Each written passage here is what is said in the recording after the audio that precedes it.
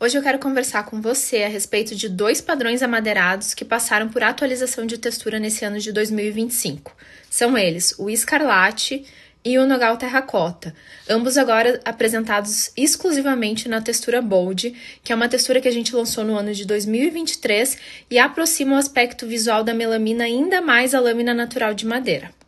Quando a gente propõe a atualização de uma textura para uma lâmina de madeira, se fazem testes para analisar qual que é a melhor textura para aquele desenho, aquela estrutura da madeira ao qual vai se aplicar. Então, no caso do Escarlate, a gente tinha a textura Trend, que ainda continua sendo uma textura consolidada, porém, em se tratando da estrutura da madeira que o Escarlate propõe, quando a gente trouxe a textura Bold, que é essa textura que varia áreas mais foscas para áreas menos foscas, sendo predominantemente fosco de maneira geral, ele trouxe o aspecto de lâmina natural muito mais forte do que quando a gente falava na textura Trend, que é esse aqui que faz o reflexo homogêneo pela chapa toda. E por isso trouxemos como versão definitiva o Escarlate Bold, que é uma madeira escura que traz muita elegância, traz muito aconchego, enfim, a gente enxerga essa abertura de espaço para madeira escura no mercado nesse momento, vem aumentando a quantidade de especificações desse tipo de madeira. E agora ela vem realmente com esse aspecto de lâmina natural proposta pela textura Bold,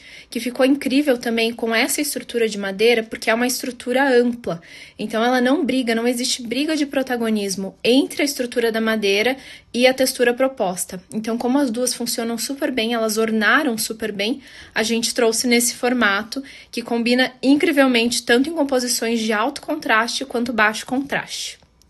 O Nogal Terracota foi outro amadeirado muito valorizado ao ser testado na textura Bold. Ele era na textura Nature, que tem essas faixas proeminentes ressaltadas na lâmina, e passou a ser na textura Bold, que é essa textura que traz consigo o aspecto de lâmina natural, lembrando que ele tem faixas mais foscas, enfim, uma iluminação direcional fica incrível nessa chapa, e é importante ressaltar que ele é um tom super versátil também por ser uma madeira média de fundo castanho, então ele combina com diversos unicores, inclusive os unicores que passaram pela transição de textura, o café latte, o frappé, enfim, vale que você faça testes e analise qual que é a melhor opção para o seu projeto.